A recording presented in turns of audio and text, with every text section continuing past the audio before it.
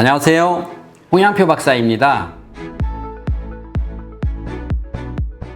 여러분, 우리가 이 코어라고 하는 물고기에 대해서 많이 들어보셨잖아요. 어디에서 키우냐에 따라서 크기가 달라진다. 이런 걸 가지고 아마존에서 키우는 코어와 어항수에서 키우는 코어의 이 차이점에 대해서 많은 강사들이나 이런 쪽에서 얘기 많이 하는 것을 여러분 들어봤을 것입니다.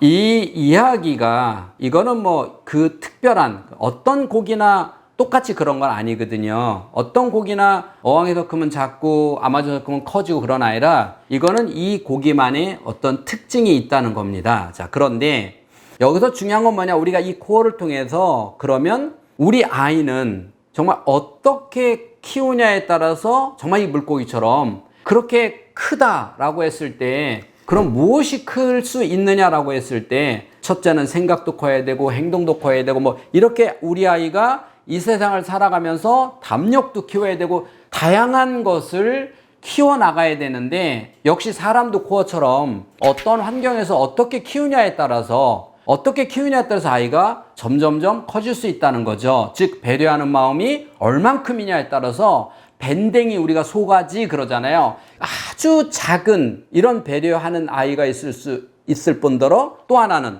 정말 상상을 초월할 만큼 큰 배려를 그러한 마음을 가지고 세상을 살아가는 아이도 될 수가 있다는 겁니다. 그럴 때 첫 번째 우리가 해야 되는 게 뭐냐면 부부가 어떤 모습을 보이느냐라고 하는 것을 우리는 시각뉴런, 거울뉴런이라고 이렇게 얘기했습니다.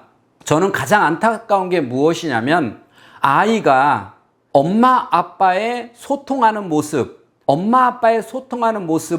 계속해서 본 아이들은 결혼 혹은 그 전 단계 친구들의 관계에서도 소통을 가지고 문제를 삼지는 않습니다. 그러나 부부가 아이가 어렸을 적부터 늘상 다투고 소통되는 모습을 보이지 못한 경우, 특별한 경우에만 소통을 했다라고 하는 경우에 그것을 보고 자란 아이는 사람 관계에서 어항 속에 노는 이런 코어처럼, 이런 물고기처럼 아주 작은 관계만 형성할 수, 그래서 친구가 1명 혹은 2명 이런 관계, 어떤 사람은 몇백 명을 관리하는 사람이 있고 2명 관리하는 것도 버거운 사람이 있지 않습니까? 이렇게 부부가 어떤 행동을 하느냐에 따라서 이 아이의 관계, 즉 관계가 어항 속에서 자라는 고기만큼 혹은 더 큰 세상 속에서 몇백 명하고의 관계도 잘 해나가는 사람이 될 것이냐라고 하는 것은 이미 우리 부부가 아이에게 어떤 모습을 보이고 있느냐는 바로 기본기입니다. 이 기본기가 충실한 아이들만이 그렇게 많은 사람들을 스트레스 받지 않으면서 관리해 나갈 수 있다는 사실을 알아야 됩니다. 학습이요, 마찬가지죠. 우리 아이가 책을 내가 얼마나 많이 읽어주고 얼마나 많이 내가 공부를 시키고 얼마나 좋은 학원을 보내고 이런 것보다는 우리 집 가정 환경을 아이가 봤을 때 엄마 학교 갔다 왔어요, 엄마 유치원 갔다 왔어요, 엄마 학원 갔다 왔어요 이렇게 들어왔을 때 우리 집 분위기는 어떤 분위기냐, 전반적으로 우리 집의 분위기는 핸드폰을 들고 있는 분위기냐, TV 앞에 앉아있는 분위기냐, 썰렁한 분위기냐, 앉아서 책을 읽고 이야기를 나누는 분위기냐, 여러분 가정에 어떤 환경을 만들어 주냐에 따라서 책 한 권도 안 읽고 만화책을 읽고 책 한 권을 읽어라 그러면 책 한 권도 제대로 깊이 못 읽는 어항 속에 이 고기처럼 키울 것이냐, 아이가 그렇게 책을 읽으면서도 끊임없이 손에서 책을 놓지 않고 틈만 나면 책을 읽는 아이로 키울 것이냐.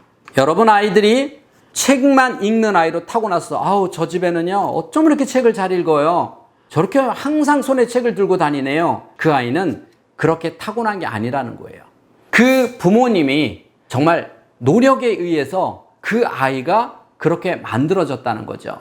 1시간 하루에 책 30분도 읽지 못하는 아이가 있는 반면에 하루 종일 책을 읽는 아이도 있다는 거죠. 여러분, 이렇게 아이들은 시각 뉴런이라는 걸 통해서 우리 아이가 금붕어처럼 어항 속에서 자라는 고기, 즉 코어처럼 어항 속에 넣어놓은 아이냐 아니면 정말 큰 강에 풀어놓은 아이냐의 기본기는 저희 같은 전문가는 부모 상담을 10분, 20분만 해보면 아, 이 집은 아이를 가둬놓고 키우는구나 알 수 있다는 거죠. 또 하나는 아이가 잘 자라기 위해서는 정말 중요한 게 뭐냐면 면역력을 키워주셔야 된다는 거예요. 자, 그러면 이게 무슨 말이냐면 자, 3살, 4살 이 아이들은 벌써 태어나서 두 돌부터 어린이집 갈 때부터 마스크를 착용하고 살았어요. 3년 동안. 그러다 보니까 감기나 이런 걸 걸리지 않고 살았어요. 그래서 어떤 일이 벌어집니까? 만약에 지금 독감이 걸리면 보통 그렇지 않은 애에 비해서 훨씬 감기를 심하게 앓는다는 거죠. 내 안에, 내 몸 안에 면역력이 없다는 얘기예요. 그러면 이거는 우리가 마스크를 쓰고 사는 아이가 면역력이 약하다라고 하는 것은 누구나 알 것입니다. 그러면 여러분 아이는 마음의 마스크를 쓰고 지금 애를 키우고 있느냐, 마음의 마스크를 벗긴 아이냐라고 하는 거죠. 아이가 작은 마음에 삐지고 작은 거에 아이가 상처받고 하는 이런 아이냐, 아니면 웬만한 거는 엄마 괜찮아요. 유치원에서 어린이집에서 아이가 놀다 이렇게 헐켜왔어요. 그때 아이가 엄마 괜찮아요? 엄마 안 아파요?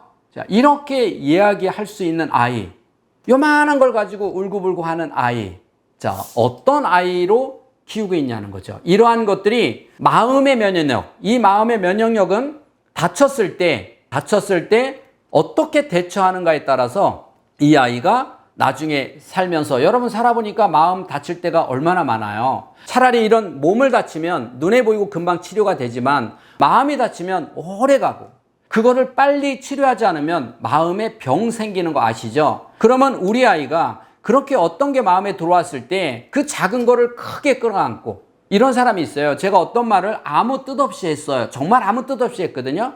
근데 몇 달 뒤에 그 사람이 저를 찾아와서 박사님, 저에게 그 전에 이런 말 있죠? 왜 저한테 그런 말을 하셨나요? 제가 이렇게 한 게 그렇게 나빴나요? 이렇게 따져요. 근데 저는요, 이미 잃어버렸어요. 무슨 얘기 한지도 모르거든요.